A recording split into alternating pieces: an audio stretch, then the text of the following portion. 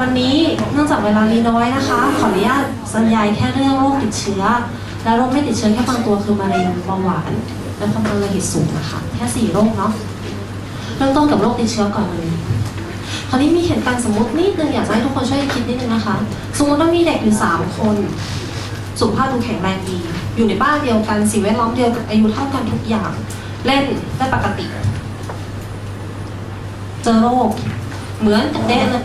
เชื้อเดียวกันสัมผัสเวลาเท่ากันปริมาณเท่ากันทำไมเด็กคนหนึ่งไม่ป่วยทำไมเด็กคนหนึ่งแค่เป็นหวัดทำไมเด็กคนหนึ่งถึงต้องเข้าโรงพยาบาลซึ่งคิดว่านี่จะเป็นเหตุการณ์ปกติที่ทุกคนก็เคยเจออย่างเช่นอยู่ในบ้านเดียวกันมีคนหนึ่งเป็นหวัดคนหนึ่งไม่เป็นสบายดีอีกคนหนึ่งเป็นหวัดนิดหน่อยอีกคนหนึ่งต้องหามเข้าโรงพยาบาลสังเกตไหมคะ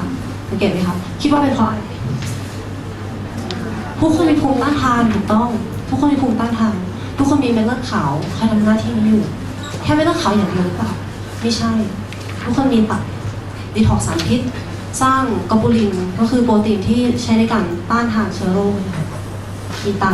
ทำให้ทุกอย่างมันเข้าสู่สมดุลได้มีลำไส้มีน้ำตามีน้ำลายซึ่งเป็นการกรอกป้องกันเชื้อก่อนที่จะมาถึงเข้าสู่กระแสเลือดด้วยซ้ำผ่านตรงนี้ก่อนซึ่งเรามีทุกคนดีและแน่นอนทุกคนจะเป็นเลือดแดงไม่งั้นทุกอย่างเหล่านี้เมื่อไม่มีพลังงานที่ได้จากออกซิเจนตรงนี้ก็ไม่สามารถที่จะทำงานได้ปกติถูกไหมคะเพราะฉะนั้นถ้าเราคิดตามกลไกธรรมชาติถ้าทั้งหมดนี้แข็งแรงเราก็ควรจะแข็งแรงถูกไหมถ้าทั้งหมดนี้แข็งแรงระบบทุกอย่างแข็งแรงเราก็ควรจะแข็งแรงเหมือนกันยังไงเราจะทำให้ทุกอย่างแข็งแรงได้ยังไงมีคนเคยกล่าวไว้ว่าข่าวว่าทุกอย่างบนโลกนี้ถูกขับเคลื่อนด้วยพลังงานจริงไหมจริงเราเล่นมือถือเราต้องใช้แบตเตอรี่เราจะมีชีวิตอยู่ได้เราก็กินหายใจเข้าไปเพื่อให้ได้พลังงานออกมาถูกไหมคะพลังงานเกิดจากอะไรเมื่อกี้คุณเที่ยรุนได้อธิบายเป็นเรื่องไมโตคอนเดรียคร่าวๆใช่ไหมคะตัวแรกที่บอกว่าเป็นโรงผลิตพลังงานของเซลล์เนาะถามว่ามีโรงงานผลิตไม่มีวัตถุดิบเกิดพลังงานขึ้นได้ไหมไม่ได้ขนาดว่าเราอยากจะได้พลังงานไฟฟ้าเราจะต้องอาศัยพลังงานลมพลังงานน้ำถ่านแบตเตอรี่เพื่อให้พลังงานไฟฟ้ามาเลยร่างกายเราคนเราก็เช่นกันนะคะเราต้องการอาหารเป็นแหล่งวัตถุดิบอาหารอย่างเดียวไม่พอเราต้องการออกซิเจน2ตัวนี้เป็นตัวหลักที่ทำให้ไมโตคอนเดรียสร้างพลังงานได้อย่างปกติอันนี้อาจจะดูยากแต่ไม่เป็นไรอันนี้คือไขมันน้ำตาลนะคะเข้ามาว่าจะจับตึ๊กที่เราเรียนกันตอนที่ถ้าเกิดสายวิทยาศาสตร์สมมติว่าเรียนกันไบโอเคมอะไรอย่างเงี้ยค่ะเข้ามาสีเขียวๆนี่คือไมโตคอนเดรียสุดท้ายแล้วกระบวนการทุกอย่างมันจะต้องเข้ามาในไมโตคอนเดรียเพื่อให้ได้พลังงานเกาะสีม่วงๆนี้นะคะตัวทั้งหมดนี้เหมือนตัวเป็นกล่องเก็บพลังงานเปลี่ยนทางอื่นเลยไม่ใช้แล้วไมโตคอนเดรียใช้ข้างนอกแทนได้ ATP ซึ่งเป็นพลังงานเหมือนกันนะคะแต่มันได้แลคติกแอซิดมาด้วยแลคติกแอซิดอันนี้ที่อากูเขาได้พูดว่าเป็นกรดของความเมื่อยล้าใช่ไหมแล้วนั่นก็เป็นเหตุผลว่าทำไมเราออกซิเจนไม่พอเนี่ยก็จะปวดไม่มีสาเหตุหมอตรวจแล้วไม่เจออะไรสักอย่างสักทีปวดเมื่อยไปตลอดที่คนแก่เขาชอบเป็นนี่คือเหตุผลทันอยู่เนาะอะไรเนี่ยอาจจะยากเกินไปนิดนึงนะคะแต่ว่าจริงๆคอนเซ็ปต์ก็คือว่าอยากให้รู้ว่าออกซิเจนตรงนี้มันเป็นกระบวนการที่มารวมกับไขมันแล้วก็น้ำตาลเพื่อให้ได้พลังงานออกมาแต่ถ้าไม่มีออกซิเจนพลังงานตรงนี้ก็ไม่ถูกเปิดถ้าไม่ถูกเปิดวัฏจักรตรงนี้ก็จะรันต่อไปไม่ได้พอรันต่อไปไม่ได้เกิดการค้างปุ๊บเขากลับไปใช้วิธีอื่นก็เลยเกิดกรดแลคติกออกมาแล้วก็ทำให้ร่างกายเราแย่ไปเรื่อยๆโอโซนทำอะไรออกซิเจนเนี่ยพอเจอ NADH บางตัวเลือกที่จะเฉยๆก็ไม่อยากจะเปลี่ยนให้เป็น NAD อ่ะก็ขี้เกียจอ่ะก็เอาเข้าไมโตคอนเดรียไม่ได้อ่ะเพราะฉะนั้น NADH ก็จะไม่ถูกเปลี่ยนเป็น NAD แต่โอโซนเนี่ยพอเข้าไปในร่างกายแล้วมันจะเปลี่ยนรูปเป็นโอโซไนด์ค่ะแล้วพอเข้าไปเป็นโอโซไนด์ปุ๊บเนี่ยมันจะวิ่งจับกับ NADH ทันทีเพราะว่ามันเป็นตัวออกไซด์ที่แรงกว่าออกซิเจนพอวิ่งจับปุ๊บมันจะเปลี่ยนจาก NADH กลายเป็น NAD เลยนั่นหมายความว่าถ้าเกิดว่ามีโอโซนเข้าไปปุ๊บปริมาณ NAD มันจะเพิ่มขึ้นพอเพิ่มขึ้นเนี่ยอัตราส่วนที่ปกติมันจะเกิดเข้ามาแล้วทันอยู่เนาะทุกคนเนาะนั่นหมายความว่าโอโซนจะทำให้อัตราส่วนของ NAD และ NADH เข้าสู่ภาวะปกติพอเข้าสู่ภาวะปกติปุ๊บก็คือหมายความว่าไมโตคอนเดรียสามารถทำงานได้ปกติ พอไมโตคอนเดรียสามารถทำงานได้ปกติเซลล์ของทุกคนก็เลยสามารถทำงานได้ปกติเหมือนกันสรุปง่ายๆว่าถ้าเป็นออกซิเจนเนี่ยถ้าพูดภาษาชาวบ้านก็คือเหมือนกับมันไม่บังคับให้ไมโตคอนเดรียมันเปลี่ยนเป็นพลังงานแต่ถ้าเกิดเป็นโอโซนเนี่ยมันบังคับมันเป็นตัวออกซิไดซ์ที่แรงกว่ามันคือบังคับให้ไมโตคอนเดรียเนี่ยทำงานโอโซนทำให้ไมโตคอนเดรียสร้างพลังงานพอสร้างพลังงานปุ๊บเม็ดเลือดขาวซึ่งอยากใช้พลังงานเหมือนกันก็สามารถที่จะทำงานได้มีประสิทธิภาพมากขึ้นถูกไหมคะพอสามารถทำงานได้มีประสิทธิภาพมากขึ้นเราก็สามารถที่จะจัดการเชื้อพวกนี้ได้ดีขึ้นเหมือนกันบวกกับที่คุณหมอเขาให้ยาฆ่าเชื้อก็ต้องตายอ่ะถูกไหมถ้าเกิดว่าเราให้ยาฆ่าเชื้ออย่างเดียวบางทีอาจจะไม่ดีผลไม่ได้มากพอเพราะว่าร่างกายเราอ่อนแอเหมือนเรามีทหารติดอาวุธแต่อาวุธนั้นจะดีมากแค่ไหนถ้าเกิดว่าทหารเราอ่อนแอมันก็สู้เชื้อโรคไม่ได้ถูกไหมคะแต่ถ้าเกิดว่าเราทำให้ทหารเราแข็งแรงแล้วเราติดอาวุธเพิ่มโอกาสที่จะฆ่าเชื้อโรคพวกนี้มันก็จะมีมากขึ้นโอเคเชื้อโรคที่มีหลักฐานนะคะว่าใช้โอโซนแล้วอาการดีขึ้นมีอะไรบ้างอันนี้พูดในกรณีที่เขามีงานวิจัยรองรับในต่างประเทศแล้วเท่านั้นนะคะแต่ว่าไม่ได้หมายความว่าโรคอื่นจะไม่ช่วยนะแต่ว่าอาจจะยังรวบรวมข้อมูลได้ไม่มากพอโอเคไหมคะอันนี้คือมีหลักฐานชัดเจนว่าสามารถช่วยได้ปอดติดเชื้อในโรคเอดส์นะคะไข้หวัดงูสวัสด์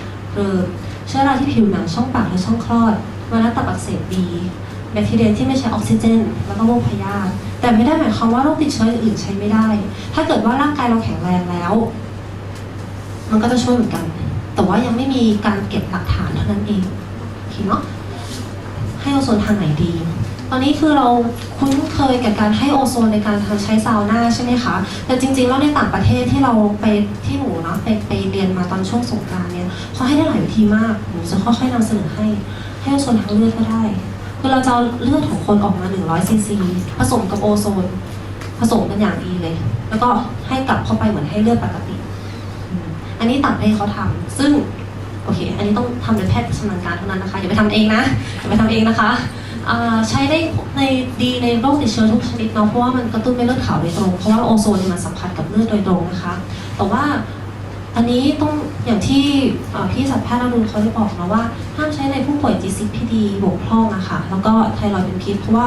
เนื่องจากว่ามันสัมผัสกับเม็ดเลือดแดงโดยตรงมันมีโอกาสที่จะทำให้เม็ดเลือดแดงที่มันอ่อนแออยู่แล้วเนื่องจากผู้ป่วยกลุ่มนี้เม็ดเลือดแดงเขาจะแตกง่ายกว่าคนปกตินะคะเม็ดเลือดแดงเขาจะแตกง่ายกว่าคนปกติถ้าเกิดเราให้โอโซนซึ่งเป็นตัวออกซิไดซ์ที่แรงไปเจอกับเม็ดเลือดแดงที่อ่อนแอแล้วโอกาสที่เขาจะเม็ดเลือดแดงแตกมันจะมากกว่าคนปกติแต่ว่าสามารถให้ในคนปกติได้นะคะอันนี้บอกให้ทราบว่ามันมีใช้ในต่างประเทศแล้วใช้ได้ดีด้วยแล้วเป็นวิธีที่เขานิยมที่สุดในต่างประเทศตอนนี้นะคะส่วนทางลำไส้ใหญ่ก็ได้อันนี้จะใช้ในกรณีที่เป็นติดเชื้อลำไส้แล้วก็พวกไวรัสตับอักเสบพวกไวรัสตับอักเสบเนี่ยเนื่องจากว่าตรงบริเวณไส้ตรงนี้นะคะมันจะมีเป็นเรียกว่าอะไรร่างแหของหลอดเลือดที่ชุกชุมมากอยู่บริเวณไส้ตรงเพราะฉะนั้นพอเราสวนไปเนี่ย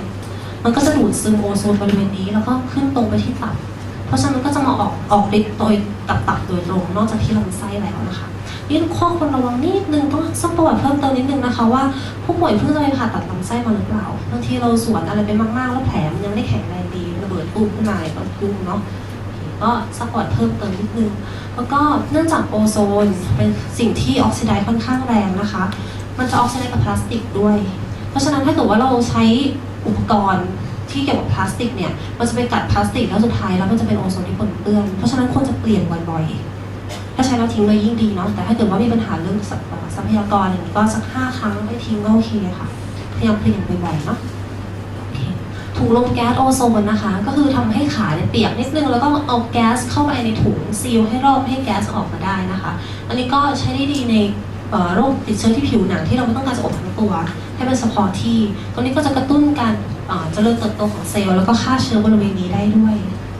โอโซนซาวน่านี้เราคุ้นเคยนะคะใช้ได้ดีในอันนี้ต่างประเทศเขาจะใช้ได้ดีในพวกโรคติดเชื้อผิวหนังเช่นเฮอร์ปีงูสวัสด์หรือพวกเชื้อราที่ใช้กันยากๆนะคะเหมือนเดิมที่เราเตือนกันแล้วคือเรามาระวังเรื่องการสูดดมแก๊สนิดนึงค่ะเพราะว่ามันจะเป็นอันตรายต่อปอดเนาะแล้วก็ในต่างประเทศเขาเคยมีประการศึกษาว่าบางทีแก๊สที่มันออกมาเนี่ย อาจจะไปกระตุ้นทำให้คนที่เป็นโรคหอบหืดหรือถุงลมโป่งพองเขาเกิดการหอบขึ้นมาได้ แต่ไม่ทุกรายนะคะ อันนี้ซัพพอร์ตเพิ่มแล้วก็ระมัดระวังไว้นิดนึงถ้าเกิดเขามีอาการหอบหืดหรือว่ามีอาการประวัติว่าสูบบุหรี่เรื้อรังเป็นถุงลมโป่งพองฟังไว้นิดนึงว่าเผื่อเขามีอาการหอบขึ้นมาแต่ไม่ทุกรายนะอันนี้เตือนไว้ก่อนนะคะเผื่อบางคนเจอเนาะแต่ไม่ทุกรายนะคะโอเคผ่านไปกับโรคติดเชื้อแล้วโรคมะเร็งต่อนะคะนี่คำถามสุขภาพดีคืออะไรสุขภาพดีเนี่ยจริงๆมันต้องลึกเข้าไปถึงระดับขั้นเซลล์แล้วถ้าเราพูดถึงตอนนี้ใช่ไหมคะมันไม่ใช่แค่สิ่งที่เรามองเห็นได้ด้วยตาเปล่าหรือการเจาะเลือดเจอแล้วอะมันต้องลงไปถึงระดับเซลล์แล้วที่คุณพี่หมออรุณเขาพยายามจะอธิบายคือมันต้องลึกถึงขนาดนั้นแล้วนี่มาดูเรื่องเซลล์นิดนึงอันนี้คือเซลล์นะคะแล้วอันนี้ก็เคยเห็นบ้างรู้จักโครโมโซมไหมคะโครโมโซมเนาะตัวที่เป็นสารพันธุกรรมนะคะสารพันธุกรรมมันทำหน้าที่อะไรบ้างพอคลายปมออกมาเนี่ยมันจะเกิดมาเป็นสารพวกนี้มันคือตัวที่ควบคุมการทำงานของเซลล์ทั้งหมดตั้งแต่เกิดจนตายเซลล์จะทำงานอะไรขึ้นอยู่กับคีย์เวิร์ดพวกนี้เลยค่ะแล้วแต่คำสั่งคำบัญชาของไอ้ตัวนี้อย่างเช่นจงสร้างโปรตีนตัวนี้ขึ้นมามันก็จะมาถ่ายทอดละจงสร้างโปรตีนตัวนี้ขึ้นมาแล้วก็ copy มันถ่ายเอกสารให้ตัวอื่นออกไปให้เซลล์จงสร้างโปรตีนตัวนี้ขึ้นมาแล้วก็ส่งไปอีกจงสร้างตัวเซลล์ตัวนี้ขึ้นมามันทำงานโดยการ copy การ copy เนี่ยมีโอกาสผิดพลาดไหมคะเราพูดกันปากต่อปากเนี่ยขนาดเราพูดกันปากต่อปากเองเนี่ยมีโอกาสที่ข้อความจะผิดพลาดไหมคะมีเพราะฉะนั้นเซลล์มันฉลาดนะมันมีกระบวนการตรวจสอบนี้ด้วยนะมีคนตรวจสอบด้วยนะว่าเอ้ยเนี่ยถ่ายภาพเราผิดแล้วเรารู้ไหมคะว่าใครมาแก้ไขเม็ดเลือดขาวค่ะคนที่เซลล์ตัวไหนที่มีการเอาสารพันธุกรรมหรือว่าข้อมูลคำสั่งที่ผิดพลาดไปเม็ดเลือดขาวตัวนี้จะเป็นตัวจัดการทำให้ไอ้ตัวนี้มันหายไปประเด็นของการเป็นมะเร็งคืออยู่ตรงนี้บางทีการcopy เอาข้อมูลบางอย่างเนี่ยดันบังเอิญไปเปลี่ยนแปลงให้เซลล์เป็นมะเร็งพอดีแล้วพอเปลี่ยนแปลงเป็นเซลล์มะเร็งพอดีปุ๊บเม็ดเลือดขาวอ่อนแอเซลล์มะเร็งจาก1เพิ่มเป็น2เป็น3เป็น4เป็น5ก็จะเกิดเหตุการณ์ที่เป็นมะเร็งขึ้นมานั่นหมายความว่าจริงๆแล้วการเป็นมะเร็งเนี่ยมันไม่ได้ดูแค่ว่าเราคำก้อนได้นะมันดูแค่ว่าเรามีเซลล์มะเร็ง1เซลล์ขึ้นบนตัวเราแล้วอ่ะขนาดนั้นเลยนะคะเพราะฉะนั้นจริงๆการที่เราคำก้อนได้ไม่ใช่หมายความว่าเราเพิ่งจะเป็นมะเร็งถูกไหมมันเป็นการระดับเซลล์ซึ่งเรามองไม่เห็นด้วยตาเปล่าแล้วซึ่งร่างกายเราก็ฉลาดมากที่เราจะจัดการกันตั้งแต่ระดับเซลล์นั้นแล้วถ้าเม็ดเลือดขาวเราสามารถทำงานได้ดีพอทันอยู่เนาะทุกคนเนาะโอเคทำไมมะเร็งถึงเกิดในคนสูงอายุอันนี้คือกราฟนะคะกราฟของออกซิเจนที่ใช้อันนี้ปริมาณที่ออกซิเจนที่เราพูดกันไปตอนแรกว่าจริงๆเราสามารถจะวัดได้ว่าคนเราสามารถใช้ออกซิเจนในระดับเซลล์เนี่ยโดยที่ไม่ได้วัดที่ปลายนิ้วเนี่ยวัดกันได้เป็นกราฟในต่างประเทศเขาวัดกันปรากฏว่าในคนอายุ30กับคนอายุ80เนี่ยมีอัตราการใช้ออกซิเจนในเซลล์ต่ำลงเรื่อยๆก็คือไมโตคอนเดรียสามารถที่จะเอาออกซิเจนเข้าไปในเซลล์เนี่ยน้อยลงเรื่อยๆโดยเราจะพูดได้ว่าไมโตคอนเดรียมันทำงานลดลงเรื่อยๆนั่นเองถูกไหมคะพอไมโตคอนเดรียมันทำงานลดลงเรื่อยๆประสิทธิภาพของเซลล์ก็แย่เพราะมันไม่มีพลังงานที่จะมาทำงานได้ดีพอคนรับกรรมก็เลยกลายเป็นผู้สูงอายุก็เลยเป็นกลุ่มที่เจอมะเร็งเยอะมากและเยอะมากขึ้นเรื่อยๆด้วยถ้าเกิดว่าเรายิ่งมีอายุเป็น100 ปีหรือเป็น1,000 ปียังไงทุกคนก็ต้องมีมะเร็งขึ้นมาสักวันกลไกเป็นอย่างนี้ค่ะเมื่อเซลล์ถอดรหัสพันธุกรรมผิดเนาะเมื่อกี้ที่เราพูดกันไปไมโตคอนเดรียก็ทำงานแย่เม็ดเลือดขาวก็ทำงานใหม่ดีสุดท้ายก็เลยต้องกลายเป็นมะเร็งให้ทางกลับกันถ้าเกิดเราใช้โอโซนเข้าไปทำให้ไมโตคอนเดรียทำงานได้ดีขึ้นเม็ดเลือดขาวสามารถจะทำงานได้ดีขึ้นแม้ว่าเซลล์จะถอดรหัสพันธุกรรมผิดมันก็จะชะลอหรือว่าลดโอกาสการเกิดมะเร็งอันนี้เขาใช้ในเรื่องการป้องกันมะเร็งนะคะในต่างประเทศซึ่งทั่วโลกเหมือนกับประเทศไทยค่ะคือต้องปกติคนนิสัยเหมือนกันทั้งโลกก็คือต้องรอให้เป็นก่อนแล้วค่อยมาสนใจแต่คนที่มาป้องกันเนี่ยไม่ค่อยมีแต่ว่าในต่างประเทศเช่นอเมริกาเขาค่อนข้างจะกระตือรือร้นมากขึ้นแต่ยังไม่เยอะนะคะก็คือดูมาสนใจเรื่องการชะลอการเกิดมะเร็งเนี่ยมากขึ้นทีนี้เรามาดูนิสัยของเซลล์มะเร็งนิดนึงที่มันแตกต่างจากเซลล์อื่นนะคะ ปกติเนี่ยเซลล์ทุกเซลล์เวลาเขาจะสร้างอะไรขึ้นมาสร้างตัวเองหรือว่าจะแบ่งเซลล์เพิ่มเนี่ยเขาต้องมีสารมากระตุ้นมันต้องมีคำสั่งก่อนแต่ปรากฏว่าเซลล์มะเร็งเนี่ยไม่เอาสร้างเองอยากจะแบ่งตัวก็ฉันสร้างเองฉันไม่ต้องการจากเซลล์ข้างๆมาบอกให้ฉันสร้างไม่พอไม่ตอบสนองต่อการสารหยุดการเจริญเติบโตปกติเซลล์ปกติเมื่อมีสารมาย้ำว่าเอ้ยคุณสร้างเยอะไปแล้วนะหยุดสร้างได้แล้วเขาก็จะหยุดเซลล์มะเร็งไม่หยุดไม่สนใจคำสั่งนี้เพราะฉะนั้นมันถึงแบ่งตัวไม่จำกัดแล้วมันก็ตายไม่เป็นนอกจากนั้นมันยังฉลาดที่จะสร้างเม็ดเลือดมาเลี้ยงตัวเองได้ด้วยนะเซลล์มะเร็งเนี่ยมีความสามารถที่จะทำผลิตสารบางอย่างที่ทำให้รอบๆตัวเซลล์เนี่ยมันอยู่ในภาวะอักเสบพออยู่ในภาวะอักเสบคือกรดเบสมันแตกต่างจากในสภาพปกติเซลล์ปกติเขาก็จะไม่ชอบเพราะฉะนั้นเซลล์ปกติเขาก็จะไม่ค่อยอยากยุ่งกับเซลล์มะเร็งละฉลาดมากเลยนะเซลล์มะเร็งนี่ฉลาดมากเลยนะแล้วสุดท้ายก็แพร่กระจายได้ทั้งหมดนี้คือนิสัยของเซลล์มะเร็งพื้นฐานซึ่งปัจจุบันนี้มีการอัปเดตไปเรื่อยๆนะคะมีการค้นพบขึ้นเรื่อยๆแต่ว่าการแบ่งตัวและไม่จำกัดและการต่อต้านการตายของเซลล์เนี่ยเม็ดเลือดขาวมันจัดการได้นะจริงๆนะเม็ดเลือดขาวมันจัดการได้เพราะฉะนั้นถ้าเกิดว่าเม็ดเลือดขาวมันแข็งแรงมันก็จะช่วยได้ใช่ไหมคะกลไกการเป็นมะเร็งเป็นอย่างนี้พอมะเร็งสร้างสิ่งแวดล้อมให้อักเสบปุ๊บเม็ดเลือดขาวที่อ่อนแอมีพลังงานไม่พอมันก็ไม่สามารถที่จะทนได้แล้วมะเร็งยังไม่ชอบออกซิเจนก็ทำให้ทุกอย่างมันไม่มีออกซิเจนแต่เม็ดเลือดขาวมันดันชอบคราวนี้มะเร็งก็เติบโตใหญ่เลยสิ่งแวดล้อมเหมาะสมบางคนก็เลยยิ่งเป็นมะเร็งมากขึ้นเรื่อยๆแต่ในทางกลับกันถ้ามะเร็งสร้างสิ่งแวดล้อมให้เป็นอักเสบก็จริงแต่เราให้โอโซนไปเม็ดเลือดขาวมันแข็งแรงขึ้นมันสามารถจะทนมากขึ้นกับสภาวะอักเสบเหล่านั้นมันก็จะมาต่อสู้กับมะเร็งได้มากขึ้นถูกไหมคะแล้วโอโซนยังทำให้เม็ดเลือดแดงส่งออกซิเจนได้ดีขึ้นอันนี้มีการวิจัยออกมาแล้วว่าเม็ดเลือดแดงที่ได้โอโซนไปเนี่ยมันจะสามารถบิดตัวเรียก flexibility เนาะไม่บิดตัวแล้วก็สร้างสารที่ทำให้การปล่อยการจับออกซิเจนเนี่ยมันดีขึ้นเพราะฉะนั้นมันจะสามารถที่จะมุดเข้าไปในหลอดเลือดเล็กๆได้ดีกว่าเม็ดเลือดแดงปกตินะคะเม็ดเลือดขาวชอบออกซิเจนอยู่แล้วสบายเลยเพราะฉะนั้นก็สามารถที่จะทำให้มะเร็งเนี่ยตายได้มากขึ้นบวกกับการแพทย์ช่วยเข้าไปอีกทางหนึ่งให้เคมีบำบัดฉายแสงแล้วก็ผ่าตัดไปเพราะฉะนั้นการรักษามะเร็งก็น่าจะมีโอกาสมากขึ้นในปัจจุบันใช่ไหมคะในต่างประเทศเขาใช้วิธีนี้ค่ะปกติแล้วยาเคมีบำบัดเนี่ยเขาจะใช้ในโดสที่สูงมากเพราะว่าเขาอยากจะฆ่าเซลล์มะเร็งให้หมดแต่บางทีเขาก็ลืมเหมือนกันว่าจริงๆแล้วร่างกายของคนเนี่ยมีสิ่งที่แข็งแรงเหมือนกันก็คือเม็ดเลือดขาวที่คอยช่วยได้ระบบภูมิคุ้มกันระบบอิมมูนแต่ว่ายาเคมีบำบัดเนี่ยแต่ทำลายล้างเกลี้ยงเหมือนลงระเบิดปรมาณูบุ้มตายหมดกะให้เซลล์มะเร็งตายด้วยแต่เขาก็ลืมไปว่าจริงๆแล้วร่างกายเรามีมากกว่าเซลล์มะเร็งภูมิคุ้มกันหายเซลล์มะเร็งก็หายด้วยเพราะฉะนั้นโอกาสที่จะฟื้นเนี่ยก็น้อยกว่าตัดได้เขาทำอย่างนี้ค่ะเขาให้โอโซนก่อนระหว่างและหลังการให้ยาเคมีบำบัดแล้วก็ลดโดส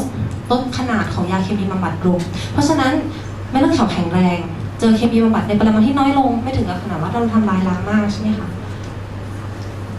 ยาเคมีบำบัดก็จะเข้าไปสู่เซลล์มะเร็งได้ดีขึ้นเพราะฉะนั้นโอกาสที่จะรักษามะเร็งเนี่ยก็จะมีมากขึ้นแต่อันนี้ยังไม่เข้าไทยนะคะอเมริกาเพิ่งเริ่มซึ่งถ้าเกิดเพิ่งเริ่มหมายความว่าอีกนานกว่าจะเข้าไทยโอเคเนาะให้เราส่วนทางไหนดีทางเลือกได้แน่นอนเพราะว่ากระตุ้นเม็ดเลือดขาวโดยตรงนะคะเม็ดเลือดขาวทำงานเป็นหลักนะเหมือนเดิมนะคะห้ามให้ในผู้ป่วย GCP หรือไทรอยด์เป็นพิษนะคะแล้วก็นี้อีกรอบหนึ่งว่าให้แพทย์ทำนะคะเพราะว่าโดสแต่ละคนขนาดแตกต่างกันไม่เหมือนกับการใช้ซาวน่าคือให้โดสปกติไม่ต้องปรับแต่อย่างใดอันนี้คือต้องปรับโดสนะคะส่วนทางลำไส้ใหญ่ก็ได้ให้ผลดีในพวกมะเร็งลำไส้ใหญ่แล้วก็มะเร็งตับเหตุผลเดิมค่ะเพราะว่ามันมีหลอดเลือดที่มาฟอร์มอยู่ตรงบริเวณไส้ตรงนะคะอย่าลืมคนไข้ที่เป็นมะเร็งลำไส้ใหญ่หรือว่ามะเร็งลำไส้ที่เพิ่งผ่าตัดมาอย่าเพิ่งไปสวนเขาสูง45ระวังไส้แตกนะคะไส้แตกแล้วหามาโรงพยาบาลก็ยุ่งเนาะอย่าลืมเปลี่ยนอุปกรณ์ด้วยนะคะโอโซนเป็นสารที่ทำลายล้างเยอะเหมือนเดิมทุก5 ครั้งเนาะโอโซนซาวน่าให้ได้ผลดีโดยมะเร็งทุกชนิดแต่อาจจะไม่ค่อยเท่าเลือดเพราะว่ามันต้องผ่านผิวหนังก่อนไม่ได้สัมผัสกับขาว ไม่ได้สัมผัสกับเม็ดเลือดขาวโดยตรงเหมือนกับให้ทางเลือดแต่ใช้ได้แต่ว่าอาจจะให้ผลที่นานกว่านิดหน่อยขึ้นอยู่กับตัวบุคคลนะคะเหมือนเดิมระมัดระวังการสูดดมแก๊สนะคะนี่สำคัญนะคะแล้วก็หอบหืดกับหูลมโป่งพองนะคะระวังนิดนึงมะเร็งผ่านไปแล้วเนาะเบาหวานนะคะรู้ไหมคะเบาหวานคืออะไรเบาหวานรู้จักฮอร์โมนอินซูลินไหมคะน่าจะคุ้นเคยอยู่เนาะฮอร์โมนอินซูลินผลิตจากตับอ่อนมันคือภาวะที่ฮอร์โมนอินซูลินผิดปกติไม่สามารถที่จะน้ำตาลไปใช้ได้อย่างเหมาะสมทำให้น้ำตาลมันสะสมอยู่ในเลือดสูงกว่าคนปกติจริงๆตัวปัญหาของเบาหวานเนี่ยหมายถึงว่าตัวที่ทำให้คนไข้เนี่ยเป็นทุกข์นะคะไม่ใช่โรคเบาหวานแต่เป็นผลข้างเคียงของมันเพราะฉะนั้นถ้าเกิดว่าคุณมีโรคเบาหวานแต่คุณควบคุมไม่ให้ผลข้างเคียงนั้นเกิดขึ้นคุณก็จะอยู่เหมือนคนปกติได้โดยที่ไม่มีอะไรอันนั้นคือสิ่งที่หมอเขาคอนเซิร์นเบาหวานรักษาไม่หายนะคะย้ำอีกทีนึงไม่หายนะแต่สามารถควบคุมไม่ให้เกิดภาวะแทรกซ้อนได้ถ้าเกิดว่าระดับน้ำตาลอยู่ในภาวะปกติธรรมชาติของเบาหวานเป็นอย่างนี้ค่ะพอเป็นโรคเบาหวานปุ๊บอาการต่อมาเส้นเลือดเล็กๆก็จะเริ่มเสื่อมเร็วกว่าคนปกติเส้นเลือดเล็กๆก็จะมีที่ไหนบ้างปลายมือปลายเท้าสมองไตเป็นหลักนะคะแล้วก็ตาเพราะฉะนั้นพอปลายมือปลายเท้าเนี่ยเส้นเลือดมันไม่ดีหลอดเม็ดเลือดแดงมันไปเลี้ยงไม่ดีก็จะเกิดการชาพอชาปุ๊บก็เตะของไม่รู้เรื่องเดินไปเหยียบไม้ทิ่มไม่รู้เลือดโชกเข้าบ้านแต่ว่าไม่รู้เลยนะว่าเจ็บเพราะชาเรียบร้อยแล้วเพราะฉะนั้นก็เลยเกิดแผลง่ายแพทย์ทุกคนเขาเลยพยายามจะบอกว่าผู้ป่วยเบาหวานคะพยายามใส่รองเท้านอกไม่ว่าจะนอกหรือในบ้านเพราะสาเหตุนี้นะคะไม่ใช่ว่าแบบอนามัยจัดหรืออะไรนะแต่เป็นห่วงว่าจะเกิดแผลได้ง่ายจากที่เขาไม่รู้เพราะมันชาแล้วเนาะเกิดอะไรต่อเข้ามาอีกน้ำตาลในเลือดสูงแล้วแบคทีเรียก็ชอบน้ำตาลเหมือนกันพอเป็นแผลปุ๊บโอ้อาหารโอชะเลยมีทั้งแผลให้กินน้ำตาลก็มีแบคทีเรียก็ยิ่งโตเม็ดเลือดขาวเป็นกองทัพเราอ่อนแอละเป็นคนที่เป็นเบาหวานเม็ดเลือดขาวจะอ่อนแอคนปกติเป็นธรรมดาอยู่แล้วเชื้อก็โตไป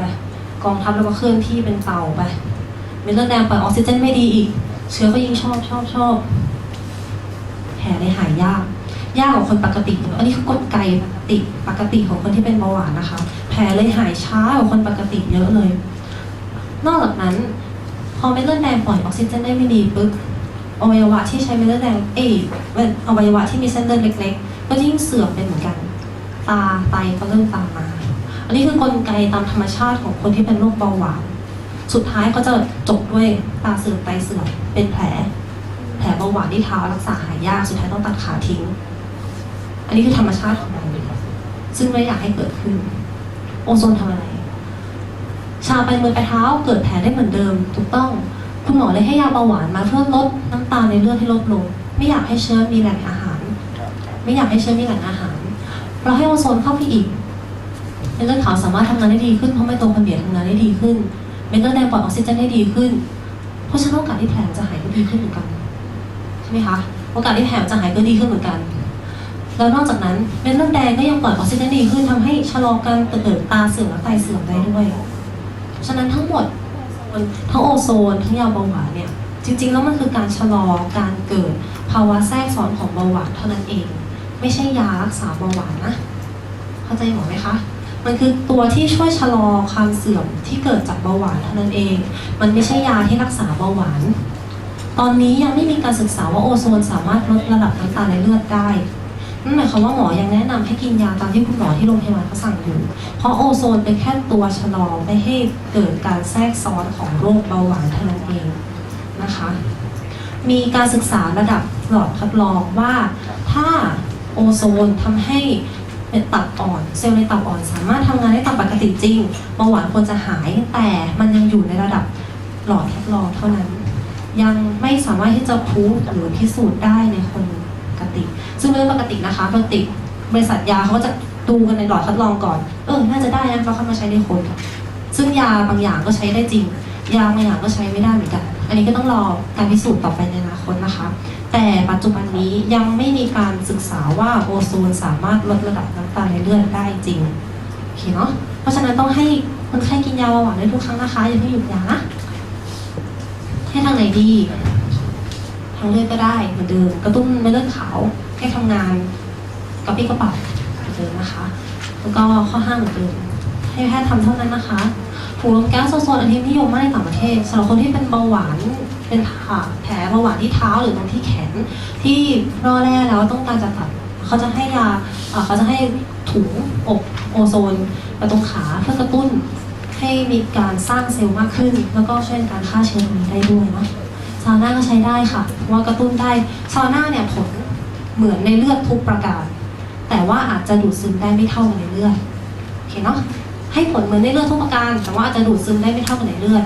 ซึ่งเลือดเนี่ยมันค่อนข้างจะดูรุนแรงเพราะว่าให้หมอทำแต่ซาวน่าเนี่ยสามารถจะให้ทำในคนทั่วไปได้ในต่างประเทศเขาก็มีการซื้อตู้ซาวน่าไปอบเองที่บ้านเหมือนกันค่ะปลอดภัยระวังการสูดดมในแก๊สนะคะแล้วก็อย่าลืมหอบหืดกับถุงลมโป่งพองอยู่นิดนึงความดันโลหิตสูงเรื่องสุดท้ายค่ะความดันโลหิตสูงคืออะไรคือสูงกว่า140-90แม้ในขณะพักนะคะความดันโลหิตสูงที่ไม่ควบคุมจะทำให้เกิดภาวะแทรกซ้อนต่อมาคือโรคหัวใจไตวายหลอดเลือดในสมองแตกและเพื่อนมาถ้าเป็นต้นเหมือนกันถ้าเป็นโรคความดันโลหิตสูงแล้วเหมือนกับเบาหวานทุกประการเลยคือสิ่งที่หมอเป็นห่วงหมอไม่ได้สนใจหรอกค่ะว่าคุณจะความดันสูงเท่าไหร่หมอกลัวสิ่งที่มันตามมามากกว่ากลัวสิ่งที่ตามมาตรงนี้มากกว่าเพราะฉะนั้นหมอก็เลยพยายามจะลดความดันโลหิตลงมาให้เท่ากับคนปกติเพื่อลดความเสี่ยงที่จะเกิดอาการเหล่านี้ขึ้นข่าวร้ายโอโซนมีเพียงหลักฐานในหลอดทดลองเท่านั้นนะคะว่าสามารถลดความดันโลหิตได้แค่ในหลอดทดลองนะแต่ว่ายังไม่ได้พิสูจน์กับผู้ป่วยได้จริงๆเพราะฉะนั้นเบาหวานกับความดันยังไงหมอก็รบกวนให้บอกกับคนไข้ทุกคนนะคะว่าอย่าหยุดยาหมอนะมันแค่ช่วยทำให้ร่างกายเราแข็งแรงแต่มันไม่ได้แก้ปัญหาที่ต้นเหตุโอเคเนาะห้ามหยุดยาหมอนะคะมันแค่ลดความเสี่ยงที่จะเกิดขึ้นเท่านั้นเองแต่ถ้าเกิดว่ามีอะไรอัปเดตถ้าสมมติว่าเขาพิสูจน์ได้ในหลักวิทยาศาสตร์มากขึ้นหมอจะรีบมาแจ้งนะคะในต่างประเทศยังไม่ได้มีงานวิจัยไหนที่รองรับเรื่องว่าสามารถลดความดันโลหิตสูงหรือลดปริมาณน้ำตาลในต่างประเทศเขาก็ใช้ในการคู่ขนานกับการแพทย์ปัจจุบันเหมือนกันยังไม่มีการรักษาโอโซนเดี่ยวๆนะคะยังไม่มีนะคะใช้ร่วมกันกับทางแพทย์ปัจจุบันเนาะโอเคต่อไปนี้ทั้งหมดหมายถึงคนที่จะเอาโอโซนเข้าเลือดซึ่งซาวน่ามันให้ผลกับในเลือดดังนั้นจึงต้องเฝ้าระวังแต่อาจจะไม่ได้ให้ผลร้ายแรงเท่ากับในเลือดเห็นไหมคะทั้งหมดนี้คือข้อควรระวังในการให้โอโซนในเลือดแต่ถ้าเกิดว่าซาวน่าให้ผลกับการที่ให้โอโซนทางเลือดมันจึงเกิดอาการแบบนี้ข้อควรระวังในผู้ป่วยกลุ่มนี้ได้เหมือนกันแต่ไม่รุนแรงเท่าเพราะมันไม่ได้สัมผัสกับเลือดโดยตรงทำไมถึงให้แนะนำในภาวะปกพร่องเอนไซม์ G6PD กับไทรอยด์เป็นพิษขึ้นสีเหลืองนะคะ2 บรรทัดแรกเห็นไหม2 กลุ่มนี้เมนเทอร์แดงเขาต้องอ่อนแอกว่าคนปกติอยู่แล้วค่ะมีโอกาสที่จะแตกง่ายกว่าคนปกติอยู่แล้วเพราะฉะนั้นถ้าเกิดว่าเจอกับตัวออกซิไดซ์ที่แรงอย่างโอโซนโดยตรงเช่นให้ทางเลือดมันมีโอกาสที่จะแตกได้ง่ายกว่าคนปกติแต่คนปกติไม่เป็นนะคะรู้ได้ยังไงสำหรับคนธรรมดานะคะจะรู้ได้ยังไงว่าคนไข้มีภาวะพวกนี้ถามในคนยุคใหม่ในเด็กยุคใหม่เนี่ยเขามีบัตรประจำตัวมาแล้วค่ะว่าคนนี้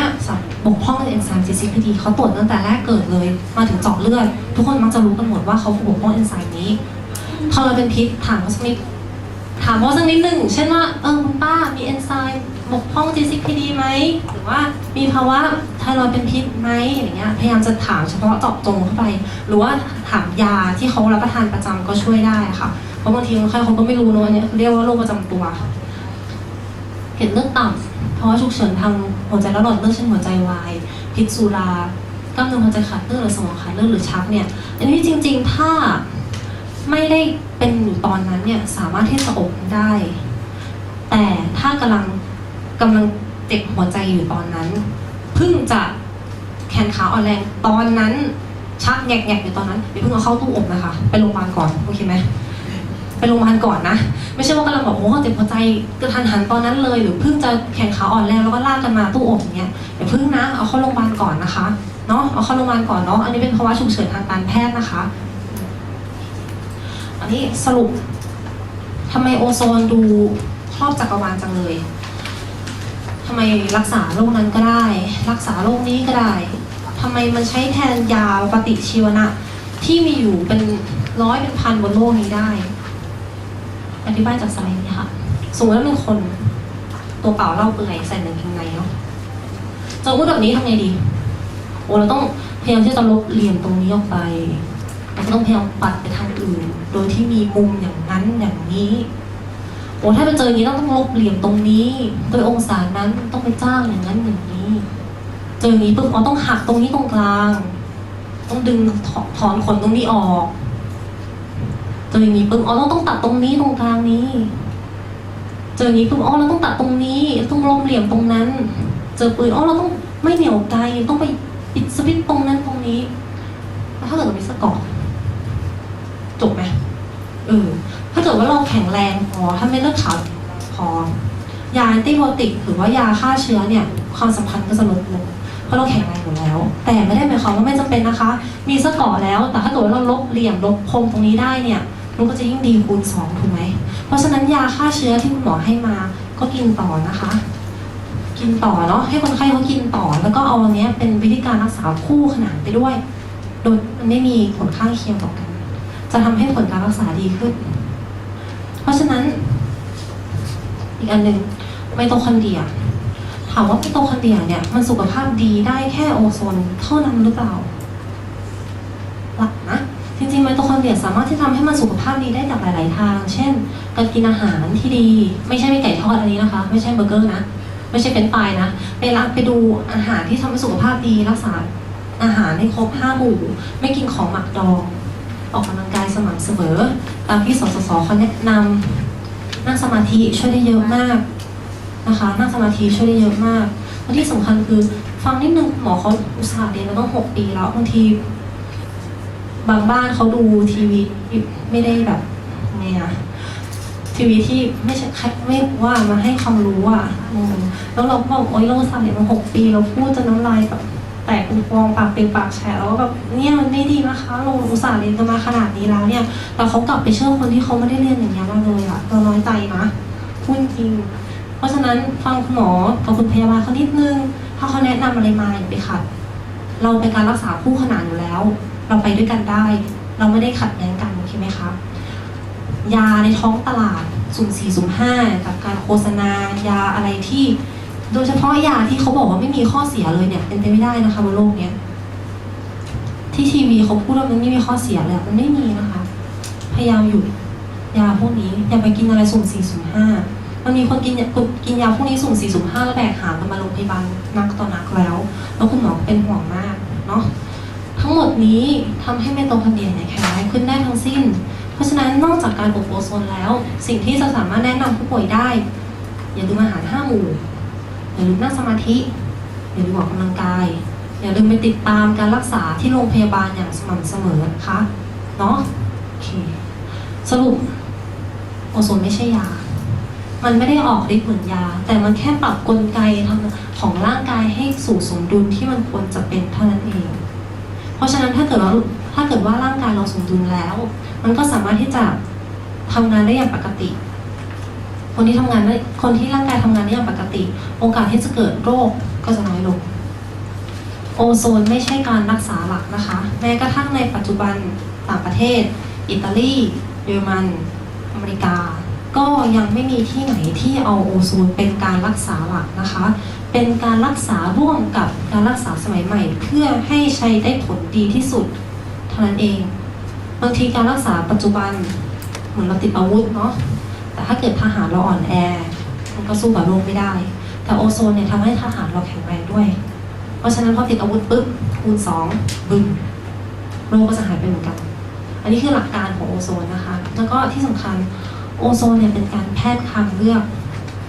คำว่าทางแพทย์ทางเลือกหมายถึงอันนี้ก็ต้องพูดกันตรงๆนะว่าบางทีแพทย์บางคนเขาก็ยังไม่ยอมรับ อันนี้พูดกันตรงๆนะเนื่องจากหนูก็อยู่ในวงการแพทย์เหมือนกันทีนี้วิธีการพูดเหมือนกับพูดกันปากต่อปากเนี่ยพอเป็นการรักษาที่แปลกๆบางคนหมอบางท่านเขาจะมีอคตินิดนึงว่าแบบแปลกไม่เคยมาอะไรเงี้ยหมอไม่เคยเรียนมาหมอเขาก็จะตั้งแง่แล้วว่ามันจริงหรือเปล่ามันจะคือสุดท้ายจริงๆเขาแค่ห่วงความปลอดภัยของคนไข้เองว่าจริงๆแล้วที่เขาไปรักษากันเนี่ยมันมีอันตรายหรือเปล่าถ้าเกิดว่าเราจะพูดกันปากต่อปากแนะนำคนผู้ป่วยเวลาไปตอบคำถามคุณหมอเนี่ยเลี่ยงมาใช้คำว่าออกซิเจนบำบัดคุณหมอเขาจะสบายใจกว่านะอันนี้ในต่างประเทศเขาก็ใช้วิธีนี้เพราะอเมริกาเหมือนบ้านเราเป๊ะเลยพออาจารย์แพทย์อเมริกาบางคนเขาก็อะไรเนี่ยโอโซนไม่รู้จักผมเรียนตำรามา50 ปีอันนี้มันเรื่องใหม่เขาไม่ยอมรับเพราะว่าปกติคุณหมอเขาเชี่ยวชาญวิจัยนี่พอคุณหมอที่เขาเริ่มทำโอโซนที่หนูไปเรียนด้วยค่ะเขาเลยบอกคนไข้ว่าให้เลี่ยงไปใช้คำว่าออกซิเจนบำบัดแทนคุณหมอท่านนั้นก็จะสบายใจขึ้นเนาะแต่เราก็รู้กันในกลุ่มเราเนี่ยมันคือโอโซนใช่ไหมนะอันนี้ไว้เราจะได้ไม่แบบขัดแย้งกับหมอเขาเพราะว่าเรื่องนี้นี่เองก็ต้องยอมรับนะคะว่ามันเป็นเรื่องใหม่มากในยุโรปเพิ่งมาได้100 ปีในยุโรปนะในอเมริกาเพิ่งได้มา20 ปีประเทศไทยเพิ่งเริ่ม8 ปีใช่ไหมคะมันเป็นเรื่องค่อนข้างใหม่แล้วประเทศไทยเนี่ยเขาเดินตามอเมริกาเขาไม่ได้เดินตามเยอรมันเพราะฉะนั้นถ้าเกิดอเมริกายังไม่เริ่มและผลักดันทั้งเข้าหลักสูตรได้ประเทศไทยก็ยังจะไม่ยอมรับอยู่ดีแต่ว่าตอนนี้อเมริกาเริ่มพัฒนาขึ้นเรื่อยๆตอนนี้มีที่หนูไปเรียนมากับพี่สัตวแพทย์อรุณนะคะคือไปเรียนที่American Academy of Ozone Therapy เขาตั้งโดยแพทย์ค่ะเป็นแพทย์เลยแพทย์ที่เขาศึกษาโอโซนมา20 ปีแล้วก็รวมกลุ่มแพทย์ด้วยกันทั้งหมดแล้วก็ตั้ง Academy ขึ้นอันนี้ขึ้นมาเพราะว่ามีอีกคำถามหนึ่งทำไมโอโซนถึงไม่แพร่หลายอันนี้ต้องคิดก่อนว่าปกติการแพทย์ปัจจุบันเขาจะเชื่องานวิจัยถ้างานวิจัยไม่มากพอจำนวนเอ็นไม่มากพอผู้ป่วยไม่มากพอเขาจะแอสซูมว่างานวิจัยเนี้ยไม่ดีซึ่งการที่จะรวบรวมคนได้มากขนาดนั้นเขาใช้เงินค่ะใช้เงินจำนวนมหาศาลซึ่งคนที่ให้เงินคือบริษัทยาเพราะฉะนั้นสิ่งที่เรากำลังทำอยู่ตอนนี้มันขัดขาบริษัทยายังไม่ยอมให้ทุนมาทำการวิจัยเรื่องโอโซนแน่นอนเพราะฉะนั้นตอนนี้งานวิจัยที่ออกมาจำนวนคนมันเลยค่อนข้างน้อยแพทย์ส่วนใหญ่เขาเลยดูไม่ค่อยน่าเชื่อถือแต่ตอนนี้อเมริกากำลังผลักดันโดยการรวมกลุ่มแพทย์ทุกคนที่ใช้โอโซนด้วยกันแล้วตอนนี้หนูก็เป็นคนหนึ่งด้วยนะคะพยายามรวบรวมผู้ป่วยให้มากที่สุดเพื่อจะทำงานวิจัยตรงนี้ออกมาสู้กับบริษัทยาให้ได้ซึ่งอนาคตน่าจะทำออกมาได้ดีแต่ว่าตอนนี้ก็ต้องยอมรับเนาะว่าถ้าพูดไปแล้วใครอาจจะยังไม่ค่อยเชื่อเพราะมันเรื่องใหม่มากจริงๆขนาดหนูไปพูดยังแบบเรื่องกับหมอด้วยกันเองเขายังแบบงงๆอะไรอย่างนี้เลยเพราะฉะนั้นต้องรอต่ออันนี้คือเราเป็นผู้นำนะคะเราผู้นำในการทำโอโซนนะคะเพราะฉะนั้นเราต้องเข้มแข็งเนาะต้องเข้มแข็งอย่าไปทำให้ใครไข้เขวได้ง่ายๆนะคะเพราะว่าตอนนี้บนโลกนี้ทุกคนเขาก็พยายามจะช่วยกันอยู่โอเค